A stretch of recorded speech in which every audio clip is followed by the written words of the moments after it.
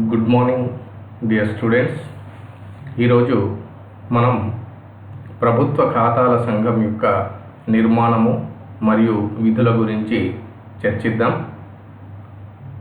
పాలన యొక్క స్వభావము, దాని యొక్క విధుల విస్తరణ ప్రధానంగా దానికి అందుబాటులో ఉన్నటువంటి విత్త వనరులపైననే ఆధారపడి ఉంటుంది. మరి రాజ్యం తన లక్ష్యాలను సాధించడం అనేది దానికి లభ్యమయ్యే విత్త వనరులను సమర్థవంతంగా ఉపయోగించడంపైనే ఆధారపడి ఉంటుంది. కాబట్టి ఇంతటి ప్రాముఖ్యం ఉన్నటువంటి విత్తం పైన సరి అయిన నియంత్రణ, పర్యవేక్షణ అనేది చాలా అవసరం. ప్రజాస్వామ్య దేశాల్లో మరి విత్త విధానంపై పార్లమెంటు సర్వాధికారాల్ని కలిగి ఉంటుంది. ప్రభుత్వానికి ధనం సమకూర్చడం, ఖర్చు చేయడం వంటి వ్యవహారాలను పార్లమెంటే నిర్ణయిస్తుంది. అంతేకాకుండా పార్లమెంటు నిర్దేశించిన విధంగానే పన్నులను వసూలు చేయడం, ధనాన్ని సంరక్షించడం, ఆ ధనాన్ని వివిధ రంగాలకు పంపిణీ చేయడం వంటి కార్యక్రమాలను కార్యనిర్వాహక వర్గం చేస్తూ ఉంటుంది. మరి పార్లమెంటు అనుమతించిన విధంగానే ప్రభుత్వం ఈ విత్త వనరుల్ని సక్రమంగా వినియోగించిందా లేదా అని పరిశీలించే అధికారం పార్లమెంటుకు ఉంది.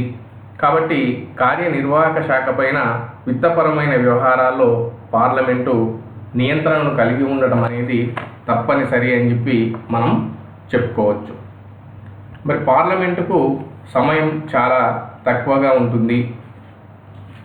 కాబట్టి అది అన్ని వ్యవహారాలను చూడలేదు. కాబట్టి మరి ఈ విత్త వనరుల నియంత్రణ కొరకు అది కొన్ని కమిటీలను ఏర్పాటు చేయడం జరిగింది. ప్రధానంగా 3 కమిటీలు ఏర్పాటు చేయబడ్డాయి. 1 ప్రభుత్వ ఖాతాల సంఘం, 2 అంచనాల సంఘం, 3 ప్రభుత్వ రంగ సంస్థల సంఘం. మరి ఈ 3 సంఘాలు కూడా మరి విత్త నియంత్రణ కమిటీలుగా మనం చెప్పుకోవచ్చు. పార్లమెంటు వీటిని ఏర్పాటు చేయడం జరిగింది. మరి కమిటీ పద్ధతి అనేది చాలా పర్ఫెక్ట్గా ఉంటుంది అని చెప్పవచ్చు. అందరు సభ్యులు ఒకచోట కూర్చొని అన్ని విషయాలు చర్చించడం సాధ్యం కాదు కాబట్టి, పరిశీలించడం సాధ్యం కాదు కాబట్టి మరి కొన్ని కమిటీల ద్వారా ఆయా పనుల్ని చక్కబెట్టడం కోసం ఈ కమిటీ పద్ధతి అనేది వచ్చింది. మరి దాంట్లో భాగంగా ఏర్పడినటువంటి ఈ ప్రభుత్వ ఖాతాల సంఘం గురించి మనం ఇప్పుడు క్షుణ్ణంగా పరిశీలిద్దాం. దీని యొక్క ఉపోద్ఘాతాన్ని మనం పరిశీలించినట్టయితే మరి పార్లమెంటరీ కమిటీల్లో ప్రభుత్వ ఖాతాల సంఘం అనేది అత్యంత ప్రధానమైంది అని చెప్పి మనం చెప్పొచ్చు. ఆర్థికపరమైనటువంటి అక్రమాల్ని అరికట్టడానికి ప్రభుత్వ ఖాతాల సంఘం యొక్క ఆవశ్యకతను భారతదేశంలో మొట్టమొదటిసారి 1896లో పెల్చి కమిషన్ గుర్తించింది. మరి మనకు తెలుసు 1919 ఇండియన్ గవర్నమెంట్ యాక్ట్ ద్వారా ప్రాంతీయ శాసనసభలకు కొన్ని పాక్షికంగా అధికారాలు బదిలీ కావడం జరిగింది. అంటే రాష్ట్ర ప్రభుత్వాలకు కొన్ని అధికారాలు అప్పచెప్పడం జరిగింది. కాబట్టి 1921లో మరి ఈ ప్రభుత్వ ఖాతాల సంఘాలను స్థాపించడం జరిగింది. మరి అప్పట్లో ఈ కార్యనిర్వాహక శాఖ అయినటువంటి ప్రభుత్వం ద్వారా చేయబడినటువంటి ఖర్చు సక్రమంగా ఉందా లేదా అని మాత్రమే పరిశీలించడం ఈ ప్రభుత్వ ఖాతాల సంఘం యొక్క విధిగా ఉండేది. కాకపోతే కాలక్రమేణా ఈ సంఘం యొక్క విధులు పెరిగినాయి. ప్రభుత్వ ఆదాయానికి, వ్యయానికి సంబంధించినటువంటి అన్ని విషయాలను కూడా నిపుణ పరీక్ష చేయడం ఈ సంఘం పరిధిలోనికి వచ్చింది అని చెప్పి మనం చెప్పుకోవచ్చు. మరి మనం రాజ్యాంగాన్ని ఏర్పాటు చేసుకున్న తర్వాత భారత రాజ్యాంగంలోని 118వ అధికరణం క్లాజ్ 1లో మనం ప్రభుత్వ ఖాతాల సంఘం యొక్క నిర్మాణము, దాని యొక్క విధులు మొదలైనటువంటి అంశాలని అందులో పొందుపరచడం జరిగింది. ఇది బాగా గుర్తుంచుకోండి. భారత రాజ్యాంగంలోని 118వ అధికరణం క్లాజ్ 1లో మనం ప్రభుత్వ ఖాతాల సంఘం యొక్క నిర్మాణము, విధులు మొదలగు అంశాలని పొందుపరచడం జరిగింది. ఇప్పుడు దీని యొక్క నిర్మాణాన్ని మనం పరిశీలిద్దాం. ప్రభుత్వ ఖాతాల సంఘం యొక్క సభ్యుల్ని మనం పార్లమెంటు యొక్క ఉభయ సభల నుండి ఎన్నుకోవడం జరుగుతుంది. అంటే కొంతమంది సభ్యుల్ని లోక్సభ నుండి, ఇంకొందరిని రాజ్యసభ నుండి ఎన్నుకుంటాం. మరి మొత్తం సభ్యుల సంఖ్య 22. అందులో 15 మందిని మనం లోక్సభ నుండి ఎన్నుకుంటాం, 7 సభ్యుల్ని రాజ్యసభ నుండి ఎన్నుకుంటాం. మరి గ్రాంట్లను ఓటు చేయడంలో రాజ్యసభకు అధికారం లేనప్పటికీ ప్రభుత్వ విత్త పాలన పటిష్టంగా ఉండాలన్నటువంటి ఉద్దేశంతో రాజ్యసభ సభ్యులకు కూడా లోక్సభ సభ్యులతో సమానమైన బాధ్యతను ఇక్కడ అప్పచెప్పడం జరిగింది. అందుకే ఈ కమిటీలో వారికి కూడా స్థానం కల్పించడం జరిగింది అని చెప్పుకోవచ్చు. అంతేకాకుండా మరి పార్లమెంటులో ఉన్నటువంటి అన్ని పార్టీల వారికి వారి యొక్క బలాబలాల నిష్పత్తి ఆధారంగా సభ్యుల సంఖ్య ఉండాలన్నటువంటి ఉద్దేశంతో ఈ సభ్యులను నైష్పత్తిక ప్రాతినిధ్య ఓటు బదలాయింపు పద్ధతి ద్వారా ఎన్నుకోవడం జరుగుతుంది.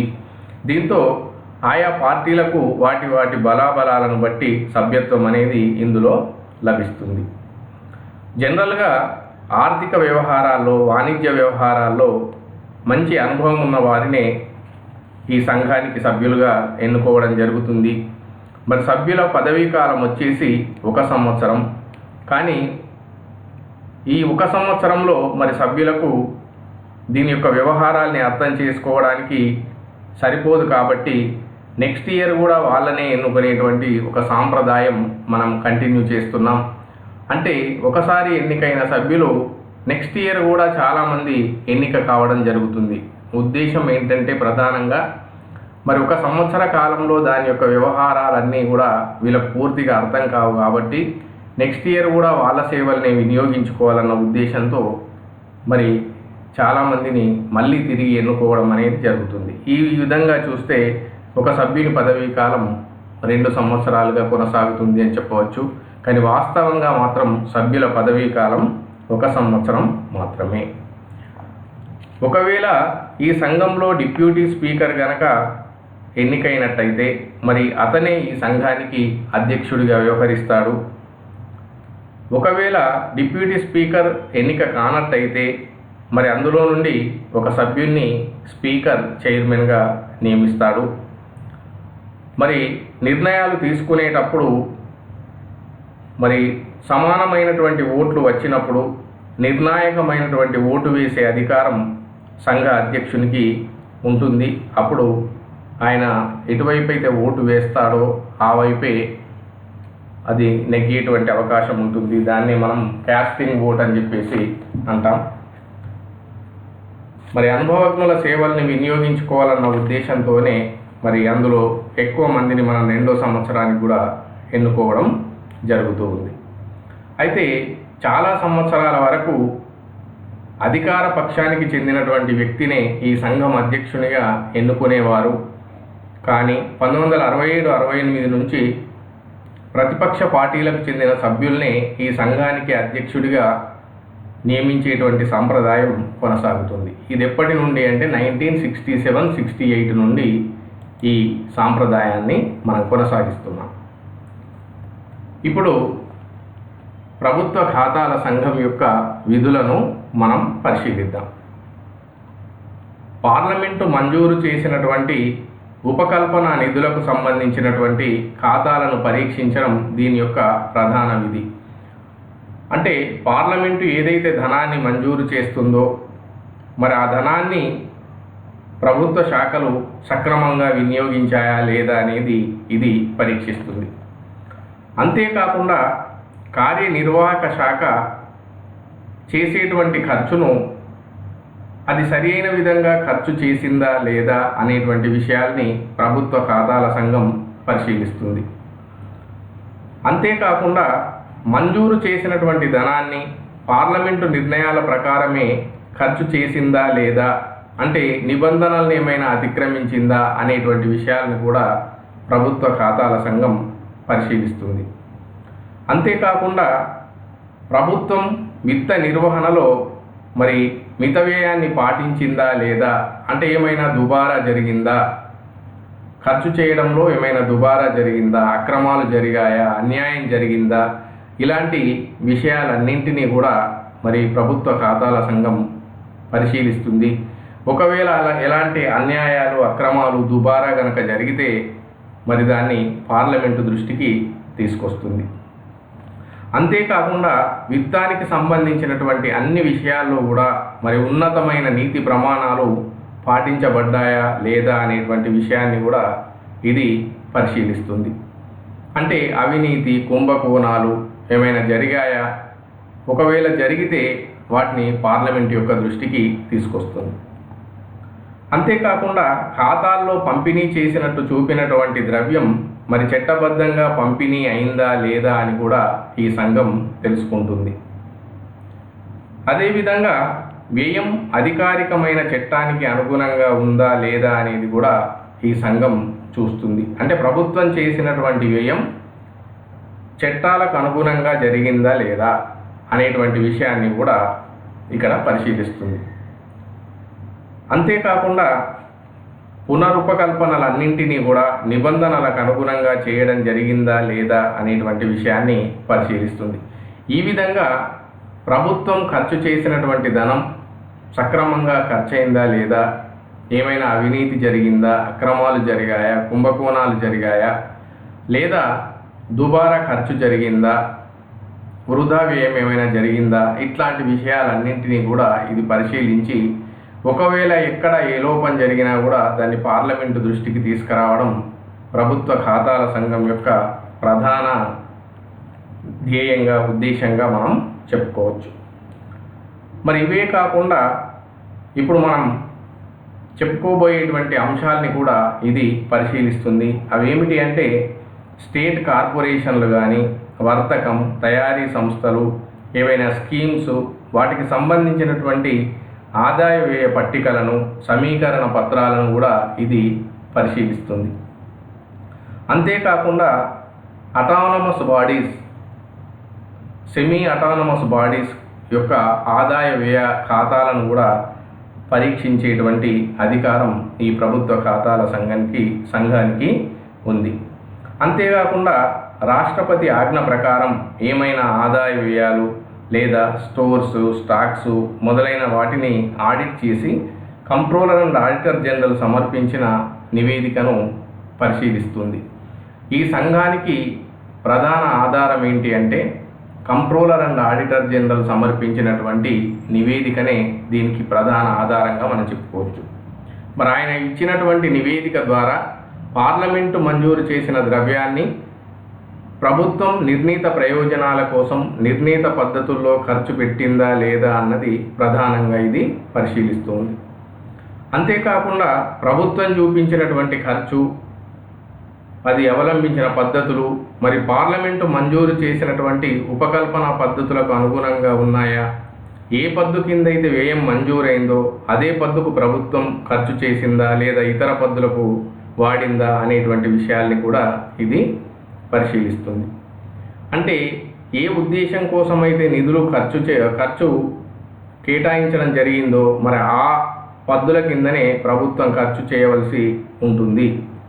మరి బడ్జెట్ అంచనాల్లో చూపించినటువంటి ప్రయోజనాల కోసమే గ్రాంట్లను ఖర్చు చేసిందా లేదా, ఇలాంటి అనేక విషయాల్ని ఇది పరిశీలించి మరి మితవ్యయం పాటించిందా లేదా, వృధా ఖర్చులు జరిగాయా, ఏమైనా నష్టదాయకమైన ఖర్చులు జరిగాయా అనేటువంటి విషయాల్ని ప్రధానంగా ఇది పరిశీలించి అట్లాంటి ఏమైనా అవకతవకలు ఉంటే అవన్నింటినీ పార్లమెంటు దృష్టికి ప్రభుత్వ ఖాతాల సంఘం తీసుకొస్తుంది.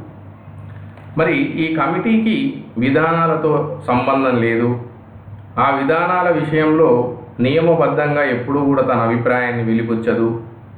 కాకపోతే ఆ విధానాలను అమలు చేసేటప్పుడు మరి ద్రవ్యం కరెక్ట్గా ఖర్చయిందా లేదా దుబారా చేయబడిందా అనేటువంటి విషయాల్ని మాత్రమే ఇది పరిశీలిస్తుంది. అలాంటి విషయాలపై మాత్రమే తన అభిప్రాయాల్ని తెలియజేస్తూ పార్లమెంటు దృష్టికి తీసుకొస్తుంది. ఇది కమిటీ ఏ విధంగా పనిచేస్తుంది అనేటువంటి విషయాన్ని మనం ఇప్పుడు పరిశీలిద్దాం. మరి రికార్డులను, వ్యక్తులను పిలిపించడానికి సంబంధించినటువంటి అధికారం ఈ సంఘానికి ఉంది. ఇది క్వాజీ జ్యుడిషియల్ పవర్స్ను కలిగి ఉంటుంది, అర్ధ న్యాయాధికారాన్ని కలిగి ఉంటుంది. అంటే ఒక కోర్టుకు ఎలాంటి పవర్స్ ఉంటాయో ఈ సంఘానికి కూడా అలాంటి పవర్సే ఉంటాయి. ప్రభుత్వ శాఖల్ని దేన్నైనా కూడా దాని యొక్క రికార్డుల్ని సమర్పించమని, సంబంధిత అధికారులు ఈ కమిటీ ముందు హాజరు కమ్మని ఆదేశించేటువంటి అధికారం ఈ కమిటీకి ఉంది. మరి ఆ ఖాతాలన్నింటినీ కూడా సరైన విధంగా పరిశీలించి మరి దానికి సంబంధించినటువంటి వివరాలను వీరి యొక్క అభిప్రాయాలను తెలియజేస్తూ మరి నివేదికలో పొందుపరచడం అనేది జరుగుతూ ఉంది. ఈ నివేదికను సాధారణంగా కమిటీ యొక్క అధ్యక్షుని పర్యవేక్షణలో పార్లమెంటరీ సెక్రటేరియట్ తయారు చేస్తుంది. మరి వీళ్ళు ఆ రిపోర్ట్ తయారు చేసిన తర్వాత ఆ వివరాలు సరిగ్గా ఉన్నాయా లేదా అని పరిశీలించడానికి C&AG controller and auditor general యొక్క పరిశీలనకు పంపించడం జరుగుతుంది. అతడు ఈ ప్రభుత్వ ఖాతాల సంఘం యొక్క నివేదికను పరిశీలించిన తర్వాతనే దాన్ని పార్లమెంటు ఉభయ సభలకు సమర్పించడం జరుగుతుంది. మరి ప్రభుత్వ ఖాతాల సంఘం సమర్పించినటువంటి నివేదికను సభలో ఎక్కువగా చర్చించడం అనేది జరగదు. శాఖీయ పరంగానే అంటే శాఖాపరంగానే చర్య తీసుకోవడం అనేది జరుగుతుంది అని మనం చెప్పుకోవచ్చు. కాబట్టి ప్రభుత్వ ఖాతాల సంఘం తన యొక్క సిఫారసుల్ని ఆయా మంత్రిత్వ శాఖలకు పంపిస్తూ ఉంటుంది. మరి ఆ సిఫారసులపైన ఆయా మంత్రిత్వ శాఖలు ఏం చర్యలు తీసుకున్నాయి, ఏం చర్యలు తీసుకోవడానికి నిర్ణయించుకున్నాయి అనేటువంటి విషయాన్ని కమిటీకి తెలియజేయాల్సినటువంటి అవసరం ఉంది. మరి జనరల్గా ప్రభుత్వ ఖాతాల సంఘం చేసినటువంటి సూచనల్ని ప్రభుత్వం పాటించవచ్చు, పాటించకపోవచ్చు. కానీ ఇన్ జనరల్ ఇది చేసినటువంటి సిఫారసుల్ని ప్రభుత్వం పరిగణలోనికి తీసుకొని అమలు జరుపుతుంది అని చెప్పి మనం చెప్పుకోవచ్చు. అంటే రిజెక్ట్ చేసే అధికారం ఉన్నప్పటికీ ఈ కమిటీపై ఉన్నటువంటి గౌరవంతో మరి దాని సిఫారసుల్ని దాదాపుగా ఆమోదించడం జరుగుతుంది అని మనం చెప్పుకోవచ్చు. మరి ఇక్కడ మనం ఒక ప్రధాన విషయాన్ని చెప్పుకోవాలి. ప్రభుత్వ ఖాతాల సంఘ సమావేశాలకు కంట్రోలర్ అండ్ ఆడిటర్ జనరల్ హాజరవుతాడు. తన అభిప్రాయాల్ని వ్యక్తం చేస్తాడు. ప్రతి సమావేశంలో దాదాపుగా అతడు పాల్గొంటాడు. మరి కమిటీ యొక్క సభ్యుడు అతడు కానప్పటికీ ప్రభుత్వ ఖాతాల సంఘానికి ఒక కుడి భుజంగా కంట్రోలర్ అండ్ ఆడిటర్ జనరల్ వ్యవహరిస్తాడు. ఒక వేదాంతిగా, ఒక స్నేహితుడిగా, ఒక తత్వవేత్తగా దానికి తోడ్పడతాడు అని చెప్పి మనం చెప్పుకోవచ్చు. మరి కొన్ని ముఖ్యమైనటువంటి విషయాలపై నిర్ణయాలు తీసుకోవాల్సి ఉన్నప్పుడు, లోతుగా సమగ్రంగా విచారణ జరపాల్సి వచ్చినప్పుడు మరి ప్రభుత్వ ఖాతాల సంఘం కొన్ని సబ్ కమిటీలను కూడా ఏర్పాటు చేస్తుంది అని చెప్పి మనం చెప్పుకోవచ్చు.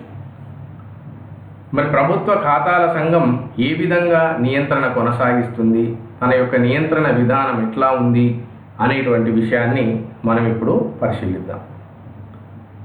మరి ప్రభుత్వ విత్త నిర్వహణ మీద ప్రభుత్వ ఖాతాల సంఘం జరిపేటువంటి నియంత్రణ ఏ విధంగా ఉంటుంది అనేది మనం ఇప్పుడు చూద్దాం. ఫస్ట్ వన్ చెప్పుకోవాలంటే నిపుణుల సంఘం ద్వారా ఇది నియంత్రణ జరుపుతుంది అని చెప్పి చెప్పుకోవచ్చు. అంటే ప్రభుత్వ ఖాతాల సంఘానికి మంచి అనుభవజ్ఞులైనటువంటి, పార్లమెంటరీ వ్యవహారాల్లో నిష్ణాతులైనటువంటి, ఆర్థిక వ్యవహారాల్లో నిష్ణాతులైనటువంటి, మంచి అనుభవం కలిగినటువంటి సీనియర్ సభ్యులే ఈ సంఘానికి ఎన్నికవుతారు. కాబట్టి వాళ్ళంతా ఒక నిపుణులుగా మనం చెప్పుకోవచ్చు. మరలాంటి నిపుణుల ద్వారా ఈ ఖాతాలన్నీ పరిశీలన చేయడం జరుగుతుంది. కాబట్టి ఇది ఒక నిపుణుల సంఘం అని చెప్పి మనం చెప్పుకోవచ్చు.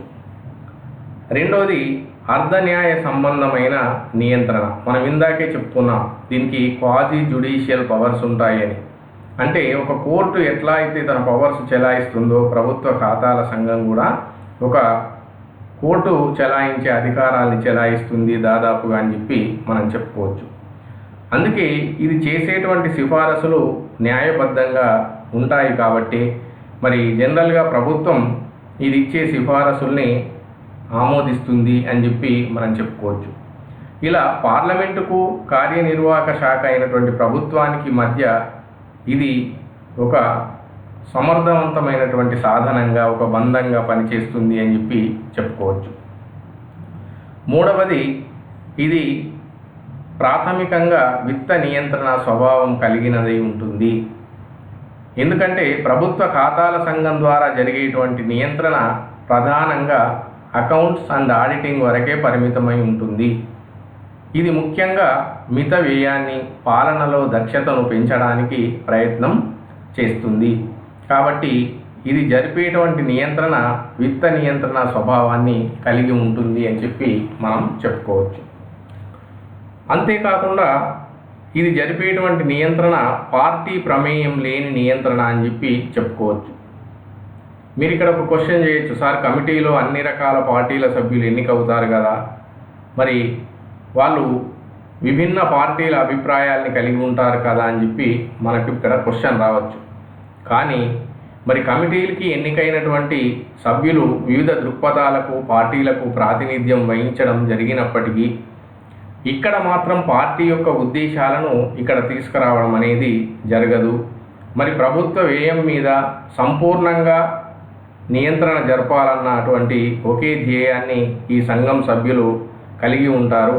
ఎందుకంటే ఇదంతా కూడా ప్రజల ద్రవ్యం, ప్రజాధనం. కాబట్టి ప్రజాధనాన్ని దుర్వినియోగం కాకుండా మనం కాపాడాలి. ఇక్కడ పార్టీలతో, పార్టీ సిద్ధాంతాలతో మనకు సంబంధం లేదు అనేటువంటి ఉద్దేశాన్ని సభ్యులు కలిగి ఉంటారు అని చెప్పి చెప్పుకోవచ్చు. కాబట్టి ప్రభుత్వాన్ని జవాబుదారీగా నిలపడమే ఈ సంఘం యొక్క ప్రధాన ఉద్దేశంగా మనం చెప్పుకోవచ్చు. అంతేకాకుండా నియంత్రణ నిరోధక చర్యగా ఈ సంఘం పనిచేస్తుంది అని కూడా చెప్పుకోవచ్చు.